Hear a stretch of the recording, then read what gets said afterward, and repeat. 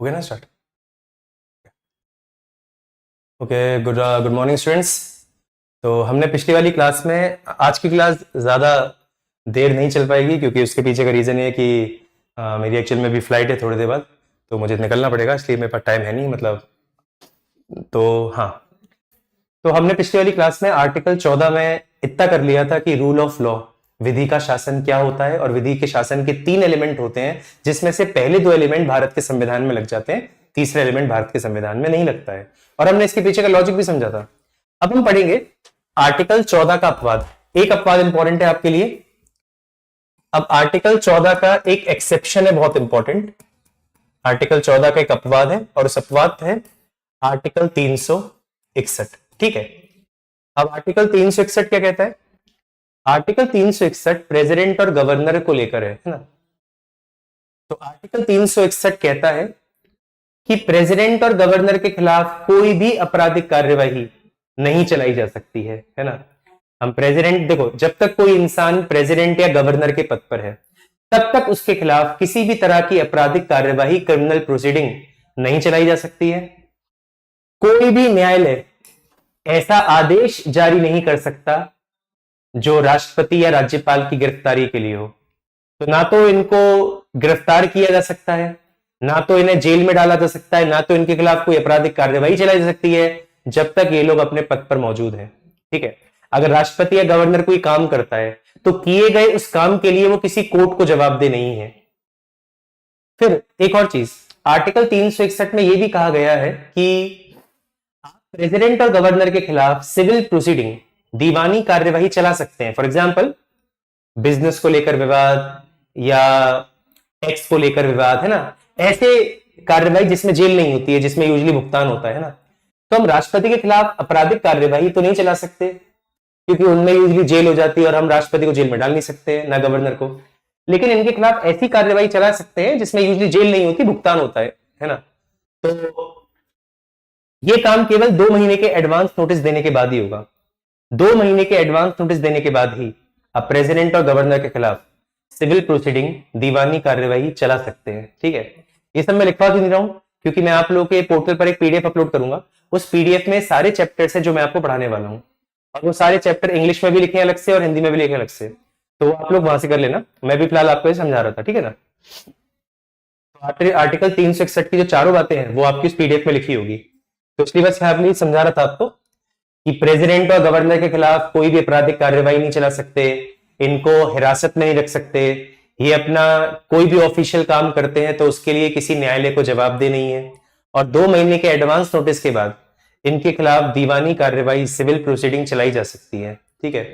ये आर्टिकल 361 है जो कि एक अपवाद है। अपवाद क्यों है? क्योंकि अगर कोई आम व्यक्ति है तो उसके खिलाफ आप आपराधिक कार्यवाही चला सकते हो, लेकिन अगर वो राष्ट्रपति के पद पर मौजूद है तो उसके खिलाफ आपराधिक कार्यवाही नहीं चला सकते। इसका मतलब कानून की नजरों में हर कोई एक समान नहीं है।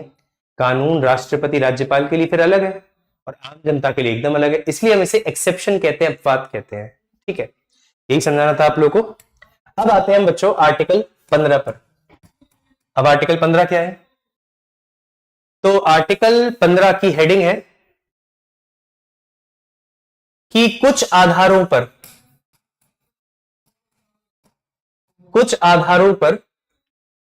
किसी के साथ भेदभाव नहीं होगा। कुछ आधारों पर भेदभाव नहीं होगा। ठीक है।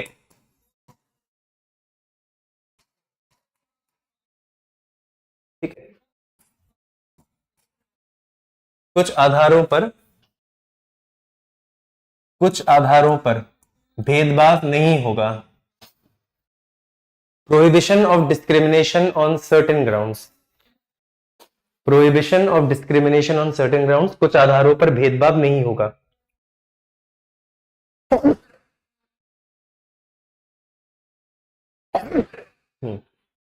अब याद रखना, अगर आप लोग है ना, ये क्या बोलते हैं, अगर आप लोग नोट्स नहीं भी बना पा रहे तो टेंशन मत लेना।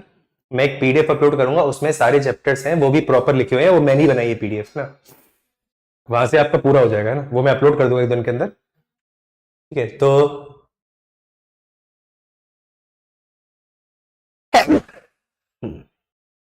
आर्टिकल 15 की हेडिंग है कि कुछ आधारों पर भेदभाव नहीं होगा। तो सवाल है ये कुछ आधार कौन कौन से हैं।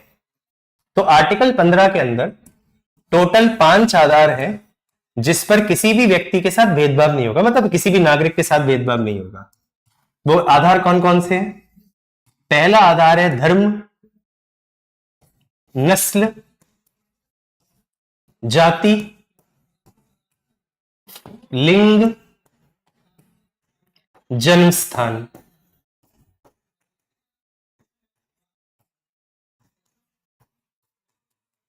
रिलीजन, रेस, कास्ट, सेक्स और प्लेस ऑफ बर्थ। ठीक है।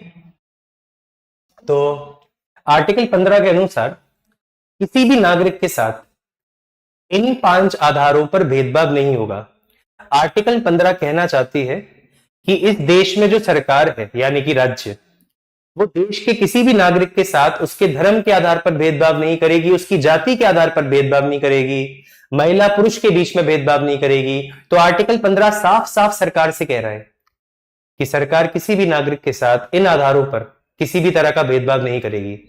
इतना ही नहीं, आर्टिकल 15 के अंदर तो यह भी लिखा हुआ है कि इस देश के अंदर किसी भी नागरिक के साथ, इस देश के अंदर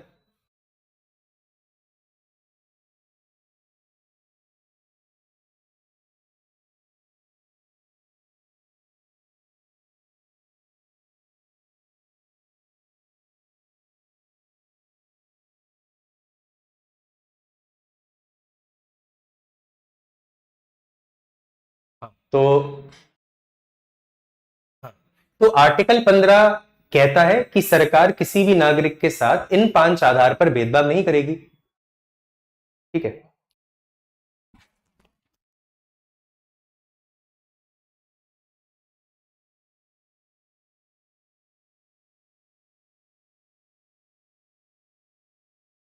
हाँ, तो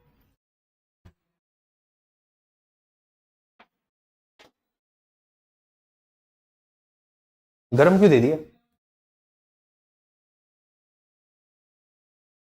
गर्म है।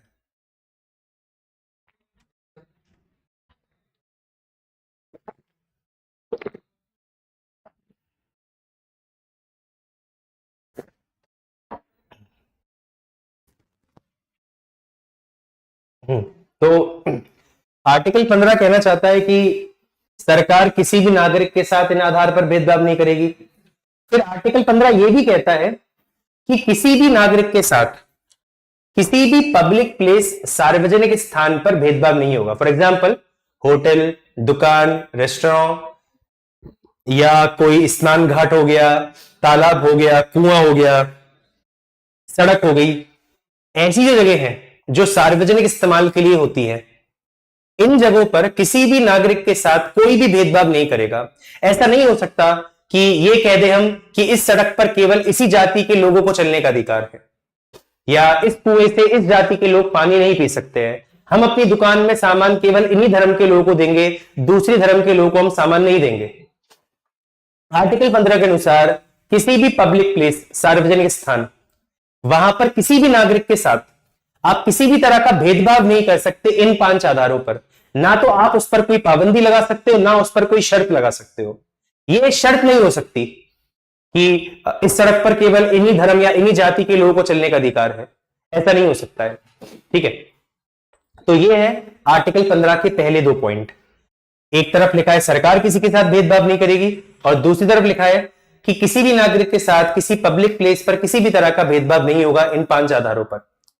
ये तो था आर्टिकल 15 के अंदर वो बातें जो आपको सुनने में अच्छी लगी होंगी। अब हम स्टार्ट करेंगे आर्टिकल 15 के अपवाद, आर्टिकल 15 के एक्सेप्शन, है ना। अब आर्टिकल 15 का एक्सेप्शन क्या क्या है, आर्टिकल 15 के अपवाद क्या है, ध्यान से सुनिए।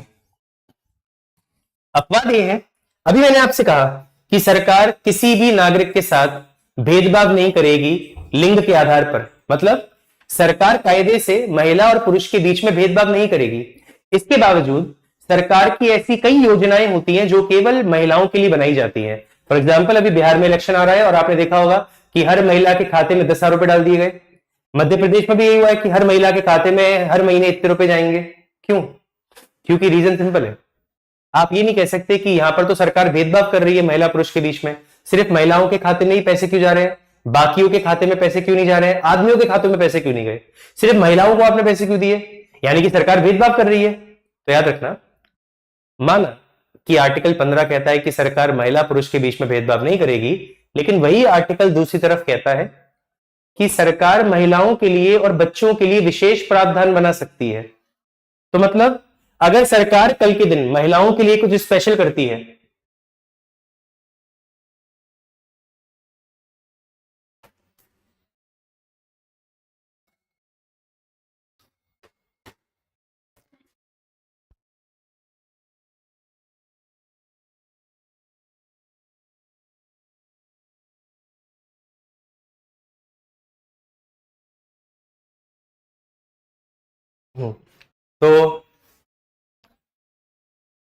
तो आर्टिकल 15 कहना चाहता है कि भले ही सरकार महिला पुरुष के बीच में भेदभाव नहीं करेगी, लेकिन उसके बावजूद अगर कल के दिन सरकार महिलाओं के लिए कुछ स्पेशल करती है या बच्चों के लिए कुछ स्पेशल करती है, तो आप ये नहीं कह सकते कि सरकार भेदभाव कर रही है।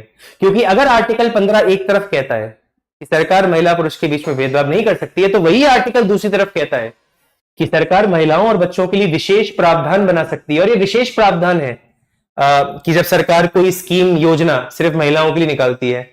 आपने देखा होगा कि महिलाओं के लिए पंचायत नगर निगम में 1/3 सीट रिजर्व्ड है, लोकसभा विधानसभा में महिलाओं के लिए सीटों में आरक्षण आ चुका है।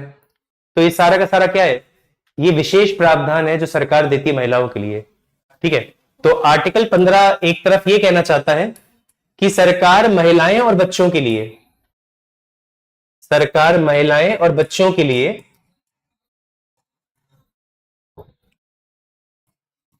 सरकार महिलाएं और बच्चों के लिए कुछ स्पेशल कर सकती है। और स्पेशल का मैंने आपको एग्जांपल दे दिया है, जैसे 6 से 14 साल तक के बच्चों के लिए मुफ्त शिक्षा, अगेन बच्चों के लिए एक स्पेशल प्रोविजन है।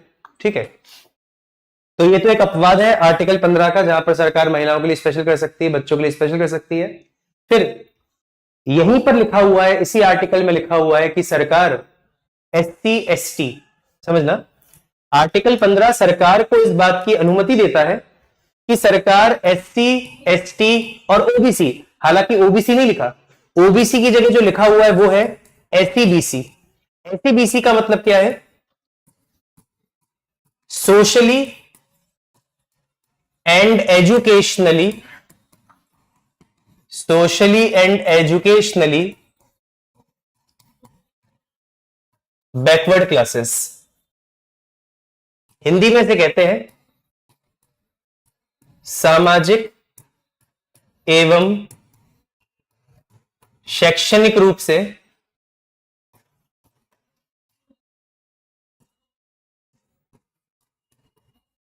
पिछड़ा वर्ग।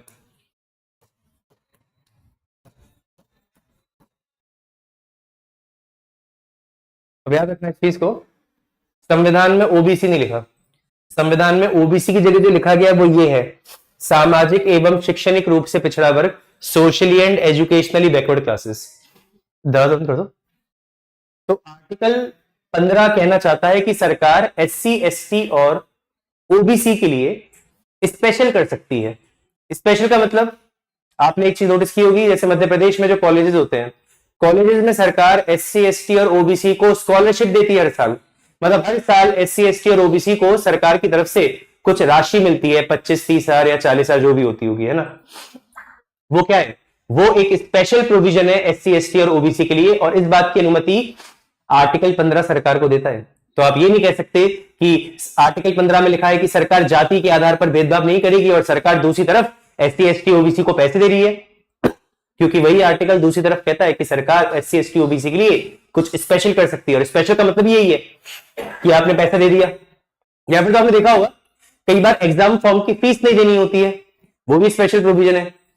ये भी स्पेशल प्रोविजन है, आपने एज बढ़ा दी कि जनरल कैटेगरी का बच्चा इतने साल तक एग्जाम दे सकता है, SC ST ओबीसी इतने साल तक एग्जाम दे सकते हैं। आपने परसेंटेज रिड्यूस कर दिया, नंबर ऑफ मार्क्स रिड्यूस कर दिए कि इनका कम मार्क्स में सिलेक्शन हो जाएगा, वो सब स्पेशल प्रोविजन है। और आर्टिकल 15 के अंदर यह भी लिखा हुआ है कि स्पेशल प्रोविजन के नाम पर सरकार SC ST और ओबीसी को कॉलेजेस में रिजर्वेशन दिला सकती है। तो याद रखना, एससी एसटी और ओबीसी को जो कॉलेजेस वगैरह में रिजर्वेशन मिलता है वो इसी आर्टिकल के तहत मिलता है। तो आर्टिकल 15 के कारण आपको देखने को मिलता है कि एससी एसटी ओबीसी को कॉलेज में रिजर्वेशन मिलता है। और याद रखना, ये कॉलेज चाहे प्राइवेट हो या सरकारी हो, कोई फर्क नहीं पड़ता। चाहे इस कॉलेज को सरकार से सहायता मिल रही हो या ना मिल रही हो, उससे भी फर्क नहीं पड़ता। हाँ, बस एक ऐसे शिक्षण संस्थान भी है जहां पर रिजर्वेशन नहीं होगा। ऐसे एजुकेशनल इंस्टीट्यूशन जहां पर रिजर्वेशन नहीं होता है वो होते हैं अल्पसंख्यक शिक्षण संस्थान, माइनॉरिटी एजुकेशनल इंस्टीट्यूशन। तो जो अल्पसंख्यक शिक्षण संस्थान है वहां पर किसी भी प्रकार का रिजर्वेशन नहीं दिया जाएगा। यह आर्टिकल 15 में साफ साफ लिखा हुआ है। तो आर्टिकल 15 गवर्नमेंट को परमिशन देता है कि गवर्नमेंट जो एजुकेशनल इंस्टीट्यूशंस हैं, शिक्षण संस्थान है, वहां पर एससी एसटी और ओबीसी के लिए रिजर्वेशन लेकर आ सकती है। ये कॉलेज चाहे पब्लिक हो या प्राइवेट हो, चाहे इसको सरकार से सहायता मिलती हो या ना मिलती हो, बस जो अल्पसंख्यक शिक्षण संस्थान है, जो माइनॉरिटी एजुकेशन इंस्टीट्यूशन है, वहां पर रिजर्वेशन नहीं होगा। नहीं तो बाकी हर जगह रिजर्वेशन आपको देखने को मिल जाएगा, है ना। अच्छा, आपको ये भी बता दूं कि 103 संविधान संशोधन अधिनियम 2019 के द्वारा आर्टिकल 15 के अंदर यह प्रावधान जोड़ा गया है कि ईडब्ल्यूएस कैटेगरी को, अब ईडब्ल्यूएस कौन है? जनरल कैटेगरी में जो गरीब आते हैं ना, उनको ईडब्ल्यूएस कहते हैं, इकोनॉमिकली वीकर सेक्शन, आर्थिक रूप से कमजोर वर्ग। तो 103 संविधान संशोधन 2019 ने कहा है कि ईडब्ल्यूएस कैटेगरी को कॉलेजेस में 10% रिजर्वेशन मिलेगा। तो आपको पता होगा कि ईडब्ल्यूएस कैटेगरी को 10% रिजर्वेशन मिलता है कॉलेजेस में। यह प्रावधान कौन से आर्टिकल में लिखा हुआ है? अगेन आर्टिकल 15 में लिखा हुआ है। और इसको जोड़ा किसने था? 103 संविधान संशोधन 2019 के द्वारा। ठीक है, तो एससी एसटी ओबीसी और ईडब्ल्यूएस को कॉलेजेस में रिजर्वेशन मिलना, वो सब आर्टिकल 15 के तहत आता है। हम यहां पर सरकारी नौकरियों की बात नहीं कर रहे, हम केवल कॉलेजेस वगैरह की बात कर रहे हैं। ठीक है, केवल आर्टिकल 15 में शिक्षण संस्थान, एजुकेशनल इंस्टीट्यूशन में रिजर्वेशन देने की बात हुई है। सरकारी नौकरियों में रिजर्वेशन देना आर्टिकल 16 के तहत आता है। ठीक है, तो एक बार फिर से रिपीट कर देता हूं, आर्टिकल 15 क्या कहना चाहता है। आर्टिकल 15 के अंदर यह लिखा गया है कि सरकार किसी भी नागरिक के साथ इन 5 आधारों पर भेदभाव नहीं करेगी। वो 5 आधार हमको पता है कौन कौन से हैं। दूसरा, किसी भी नागरिक के ऊपर आप कोई शर्त नहीं लगा सकते, कोई पाबंदी नहीं लगा सकते कि वो इस धर्म जाति इनका है तो इसलिए वो इस दुकान से सामान नहीं खरीद सकता, इस होटल में नहीं जा सकता, इस रेस्टोरेंट से खाना नहीं खा सकता, तालाब से पानी नहीं ले सकता, कुएं से पानी नहीं ले सकता, सड़क पर नहीं चल सकता, इन सब पे, है ना। और वही आर्टिकल 15 कहता है कि सरकार महिलाएं और पुरुषों के लिए कुछ विशेष प्रावधान बना सकती है। जैसे कल के दिन अगर सरकार महिलाओं के लिए सरकारी नौकरियों में आरक्षण ले आए तो वो एक तरीके का विशेष प्रावधान है। ठीक है, अगली चीज, आर्टिकल 15 ये भी कहता है कि सरकार महिलाएं और बच्चों के लिए तो विशेष प्रावधान बना ही सकती है, साथ ही साथ सरकार एससी एसटी और ओबीसी के लिए, हालांकि ओबीसी का इस्तेमाल नहीं हुआ, ओबीसी की जगह क्या लिखा हुआ है? सामाजिक एवं शैक्षणिक रूप से पिछड़ा वर्ग, है ना। तो सरकार एससी एसटी और ओबीसी के लिए विशेष प्रावधान बना सकती है, जैसे स्कॉलरशिप बांटना कॉलेजेस में हर साल, एग्जाम बॉम की फीस ना लेना, वो भी इसका पार्ट बन सकता है। कॉलेजेस में रिजर्वेशन, वो भी इसका पार्ट है। ठीक है, हाँ, बस हमको ये पता होना चाहिए कि कॉलेज चाहे पब्लिक हो या प्राइवेट, रिजर्वेशन मिलेगा। कॉलेज चाहे सरकार से सहायता ले रहा हो कि नहीं ले रहा हो तो भी फर्क नहीं पड़ता है। बस माइनॉरिटी एजुकेशनल इंस्टीट्यूशन, अल्पसंख्यक शिक्षण संस्थानों में किसी भी तरह का आरक्षण नहीं दिया जाएगा। इतना ही नहीं, 103 संविधान संशोधन 2019 ने आर्टिकल 15 में यह जोड़ कहा है कि जो ईडब्ल्यूएस कैटेगरी है, ईडब्ल्यूएस वो होते हैं जिनके माता पिता एक साल में 8 लाख से कम कमाए, तो वो ईडब्ल्यूएस कैटेगरी है और इनको भी रिजर्वेशन मिलेगा कॉलेज में 10%। लेकिन इन पर भी सेम कंडीशन लागू होती है कि माइनॉरिटी एजुकेशनल इंस्टीट्यूशन, अल्पसंख्यक शिक्षण संस्थानों में रिजर्वेशन नहीं होगा, चाहे वो एससी एसटी ओबीसी हो, ईडब्ल्यूएस हो। बस ईडब्ल्यूएस को 10% है और इसे जोड़ा था 103 संशोधन 2019 से। इसी के साथ हमारा आर्टिकल 15 कंप्लीट हो जाता है। अगर आप में से कोई भी लाइव है तो वो मुझसे पूछ सकता है। ठीक है, आर्टिकल 15 खत्म हो जाता है। अब हम स्टार्ट करेंगे बच्चों आर्टिकल नंबर 16। ठीक है, आर्टिकल 16 कहता है लोक नियोजन के विषय में, लोक नियोजन के विषय में अवसर की समता। लोक नियोजन के विषय में अवसर की समता। लोक नियोजन का मतलब होता है सरकारी नौकरियां, है ना। तो सरकारी नौकरियों में सबको समान अवसर मिलने चाहिए।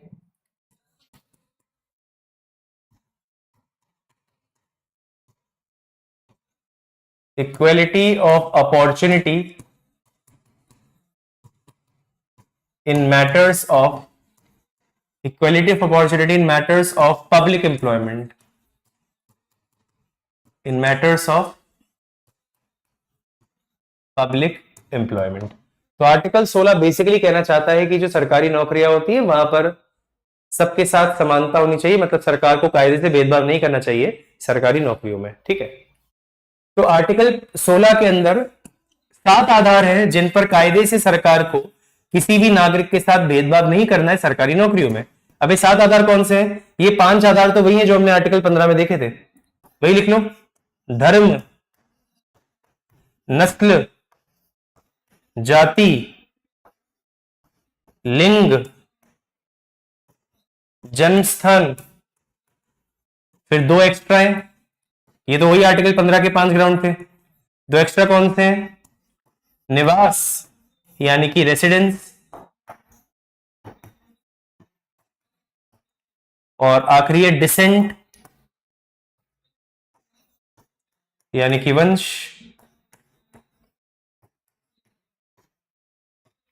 ठीक है। तो आर्टिकल 15 के अंदर 5 आधार होते हैं और आर्टिकल 16 के अंदर 7 आधार होते हैं। 2 एक्स्ट्रा है, निवास और वंश, रेसिडेंस और डिसेंट, ठीक है। तो आर्टिकल 15 के आर्टिकल 16 कहना क्या चाहता है? आर्टिकल 16 कहना चाहता है कि सरकार किसी भी नागरिक के साथ दिए गए 7 आधारों पर सरकारी नौकरियों में भेदभाव नहीं करेगी। तो कायदे से सरकार को सरकारी नौकरियां देते वक्त जाति के आधार पर भेदभाव नहीं करना चाहिए, धर्म के आधार पर भेदभाव नहीं करना चाहिए, या लिंग के आधार पर भेदभाव नहीं करना चाहिए, है ना। इन 7 आधार पर सरकार भेदभाव नहीं करेगी किसी भी नागरिक के साथ। लेकिन अगर आपके दिमाग में अब ख्याल आया कि सर ऐसा तो नहीं होता है, तो अगेन जैसा मैंने कहा आर्टिकल 15 में भी मैंने बात कही थी कि अगर एक तरफ आर्टिकल 15 कहता है कि सरकार किसी नागरिक के साथ जाति के आधार पर भेदभाव नहीं करेगी, तो वही आर्टिकल दूसरी तरफ कहता है कि सरकार जाति के आधार पर आरक्षण दे सकती है कॉलेजेस में। ऐसे ही यहां पर होगा। एक तरफ इसमें लिखा हुआ है कि सरकार सरकारी नौकरियों में भेदभाव नहीं करेगी, दूसरी तरफ यहीं पर लिखा हुआ है कि सरकार चाहे तो भेदभाव कर सकती है जाति के आधार पर भी। आइए देखते हैं उस चीज को। तो अब हम आर्टिकल 16 के अपवाद पढ़ते हैं, ठीक है।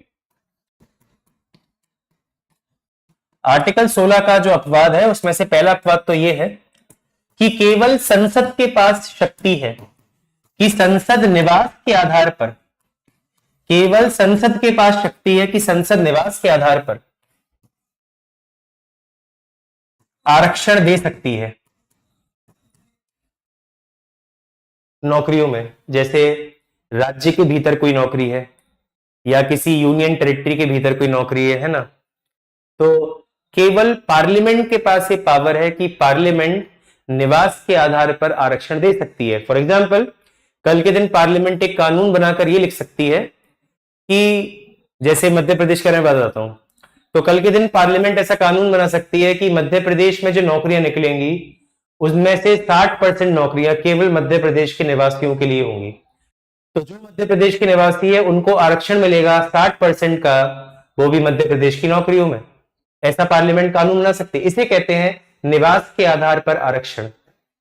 जहां पर जो निवासी होंगे उस राज्य के, उनको रिजर्वेशन मिलेगा सरकारी नौकरियों में, ठीक है। लेकिन यह काम केवल पार्लियामेंट कर सकती है। केवल पार्लियामेंट ही निवास को शर्त बना सकती है कि भाई इन सरकारी नौकरियों में इस राज्य के निवासियों के लिए 70% नौकरियां आरक्षित है, ठीक है। तो ये बात आर्टिकल 16 कहना चाहता है। फिर आर्टिकल 16 में यह भी लिखा हुआ है कि सरकार यानी कि राज्य एससी, एसटी और वही ओबीसी जिसे एसईबीसी कहते हैं। हालांकि आर्टिकल 16 के अंदर एससी, एसटी, ओबीसी नहीं लिखा। एससी, एसटी, ओबीसी की जगह जो वर्ड यूज हुआ है वो है पिछड़ा वर्ग।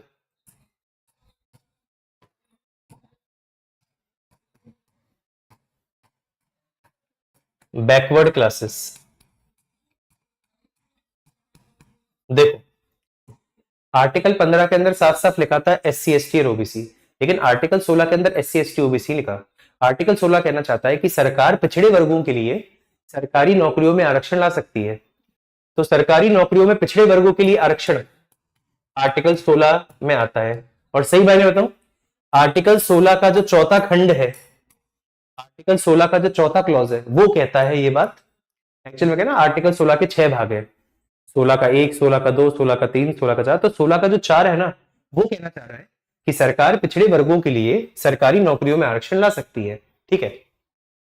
फिर इसी आर्टिकल में लिखा हुआ है कि राज्य ईडब्ल्यूएस कैटेगरी को 10% का आरक्षण दे सकती है सरकारी नौकरियों में। ठीक है। राज्य ईडब्ल्यूएस को 10% का आरक्षण देगी सरकारी नौकरियों में। ठीक है ना।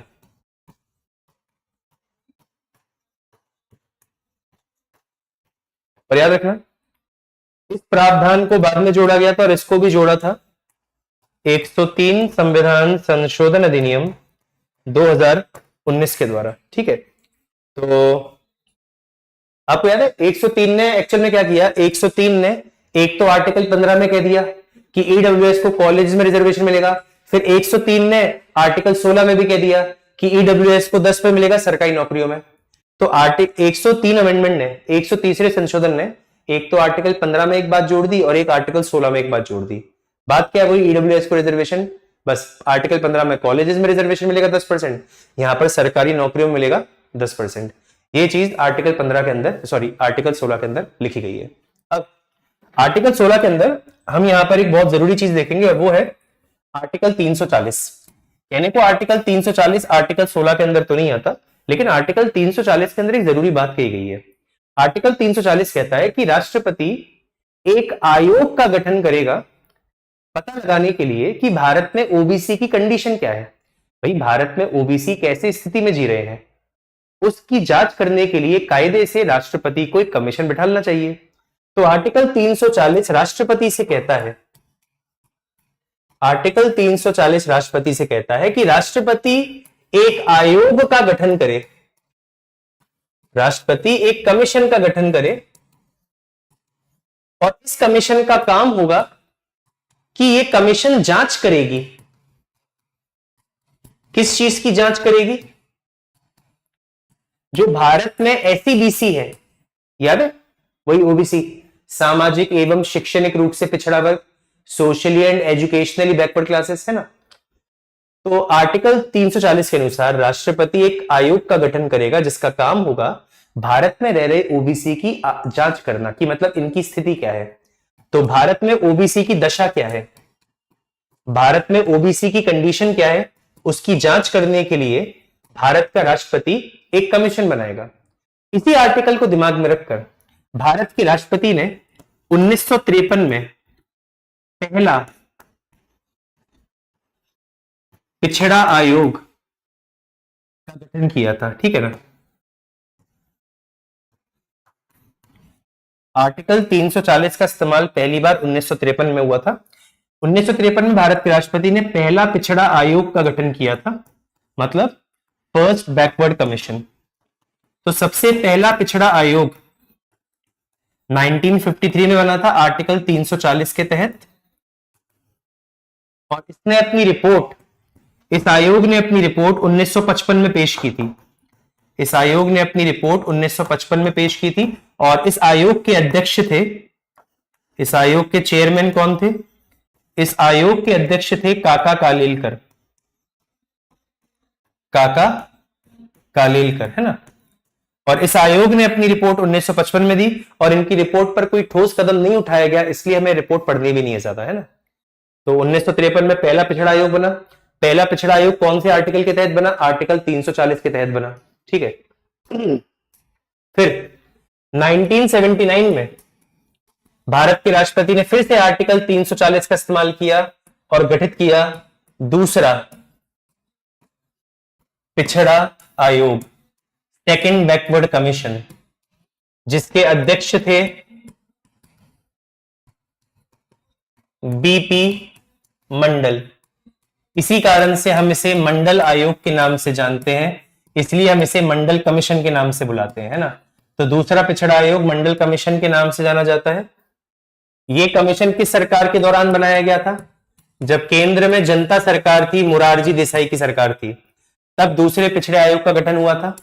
इस आयोग ने अपनी रिपोर्ट 1980 में जमा की थी, और जब आयोग ने अपनी रिपोर्ट 1980 में जमा की तो आयोग ने अपनी रिपोर्ट में कहा था कि भारत में ओबीसी की कुल आबादी देश की कुल आबादी का 52% है। दूसरे आयोग का मानना था कि भारत में 3743 ऐसी जातियां हैं जो बेसिकली ओबीसी हैं, इनकी आबादी कुल आबादी का 52% है। अगर वाकई में ओबीसी की कंडीशन में सुधार करना है तो ओबीसी को सरकारी नौकरियों में 27% का रिजर्वेशन दिया जाए। तो वो मंडल कमीशन था जिसने कहा था कि ओबीसी को 27% रिजर्वेशन मिलना चाहिए सरकारी नौकरियों में। लेकिन मंडल कमीशन ने अपनी रिपोर्ट में जो बात कही थी कि ओबीसी को 27% रिजर्वेशन मिलना चाहिए, इस रिपोर्ट को लागू नहीं किया गया था, क्योंकि ये रिपोर्ट 1980 में आई थी और 1980 में मोरारजी देसाई की सरकार नहीं थी, तब तक इंदिरा गांधी की सरकार आ चुकी थी। तो जिस सरकार ने दूसरा पिछड़ा आयोग गठित किया था वो सरकार बहुत जल्दी चली गई थी। इस कारण से मोरारजी देसाई की सरकार मंडल कमीशन की रिपोर्ट को लागू नहीं कर पाई। ठीक है, अब हुआ क्या? 10 साल तक ये रिपोर्ट धूल खाती रही और 10 साल बाद 1990 में वीपी सिंह की सरकार आई। वीपी सिंह की सरकार ने मंडल कमीशन की रिपोर्ट को उठाया और कह दिया कि हम ओबीसी को 27% रिजर्वेशन देंगे। तो वीपी सिंह ने मंडल कमीशन की रिपोर्ट को लागू किया था। तो मंडल कमीशन की रिपोर्ट को लागू किसने किया? वीपी सिंह ने किया था। वीपी सिंह की सरकार ने कहा था कि हम ओबीसी को 27% रिजर्वेशन देंगे, जैसा मंडल कमीशन अपनी रिपोर्ट में कह रही है। ठीक है, तो फिर हुआ क्या? वीपी सिंह ने तो बोल दिया कि हम ओबीसी को 27% देंगे, लेकिन इससे भी वीपी सिंह की सरकार नहीं बच पाई। फिर हुआ क्या? अगले साल पीवी नरसिम्हा राव की सरकार आई और पीवी नरसिम्हा राव की सरकार ने एक बदलाव किया। पीवी नरसिम्हा राव ने क्या कहा? जो ओबीसी में गरीब हैं केवल उनको मिलेगा 27% का बेनिफिट। मंडल कमीशन का कहना था कि देश में जितने भी ओबीसी सबको रिजर्वेशन दो 27%। नरसिम्हा राव ने कहा ओबीसी में जो गरीब हैं केवल उनको मिलेगा 27% का आरक्षण।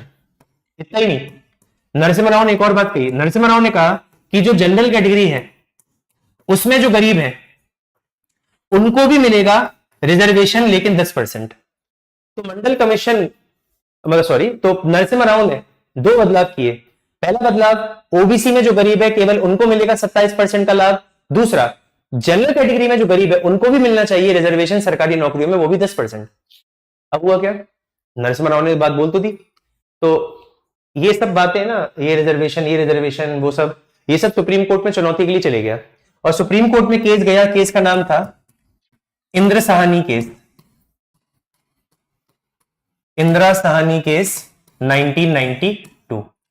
इस केस में सुप्रीम कोर्ट से पूछा गया कि क्या ओबीसी को रिजर्वेशन देना सही है, क्या जनरल कैटेगरी को रिजर्वेशन देना सही है। तो इस केस में सुप्रीम कोर्ट ने कहा कि नरसिम्हा राव ने जो ये बात कही है ये बात एकदम सही है, ओबीसी को रिजर्वेशन दे सकते हैं 27%, वो भी गरीबी के आधार पर। लेकिन इंदिरा साहनी केस में सुप्रीम कोर्ट ने इस फैसले को खारिज कर दिया। सुप्रीम कोर्ट ने कहा कि नरसिम्हा राव ने जो बात कही है कि जनरल कैटेगरी को 10% रिजर्वेशन मिलेगा, वो बात एकदम गलत है। तो इंदिरा साहनी केस में सुप्रीम कोर्ट ने इसे सही घोषित किया और इसको गलत घोषित कर दिया, यानी कि जनरल कैटेगरी का रिजर्वेशन कैंसिल कर दिया इंदिरा साहनी केस में। ठीक है, इतना ही नहीं, इस केस में सुप्रीम कोर्ट ने यह भी कहा कि किसी भी वर्ष कुल आरक्षण 50% से ऊपर नहीं जा सकता। किसी भी ईयर टोटल रिजर्वेशन 50% से ऊपर नहीं होगा। ठीक है, क्योंकि क्या था ना, ये वाली बात क्यों कही? एसटी को 15% रिजर्वेशन मिल रहा था, एसटी को 7.5% रिजर्वेशन मिल रहा था, ओबीसी को अब दे दिया 27% रिजर्वेशन और जनरल वालों को तुमने दे दिया 10% रिजर्वेशन। अगर इन सबको जोड़ दोगे तो आंसर आएगा 59.5%। तो सुप्रीम कोर्ट ने कहा किसी भी वर्ष टोटल रिजर्वेशन 50% से ऊपर नहीं जाना चाहिए। यह बात सुप्रीम कोर्ट ने इंदिरा साहनी केस में ही कही थी। ठीक है। तो इंदिरा केस इसलिए इंपॉर्टेंट है क्योंकि इसमें सुप्रीम कोर्ट ने ये कहा था कि किसी भी वर्ष टोटल रिजर्वेशन 50% से ऊपर नहीं जाएगा। ठीक है, तो इसी के साथ आर्टिकल 16 में जो जरूरी बातें थी वो हमने यहाँ पर कंप्लीट कर दी है। तो आज के लिए मुझे क्लास वैसे जल्दी छोड़नी पड़ेगी, लेकिन जो पीडीएफ है ना वो मैं अपलोड कर दूंगा आपके में, उसमें सारे चैप्टर्स हैं जो भी मैं आपकी क्लास में पढ़ा रहा हूँ ना, वो सारे के सारे लिखे गए हैं प्रॉपर तरीके से। इंग्लिश की अलग पीडीएफ है, हिंदी की अलग पीडीएफ है, तो ये सारी बातें उस पीडीएफ में लिखी हुई है, वहां पर आपको दिख जाएंगी। ठीक है, ताकि हम आपके एग्जाम से पहले आराम से सिलेबस निपटा लेंगे। ठीक है ना। चलिए, तो आज के लिए हम लोग क्लास ओवर करते हैं, मुझे जल्दी निकलना पड़ेगा। चलिए, सो बाय एवरीवन, थैंक यू।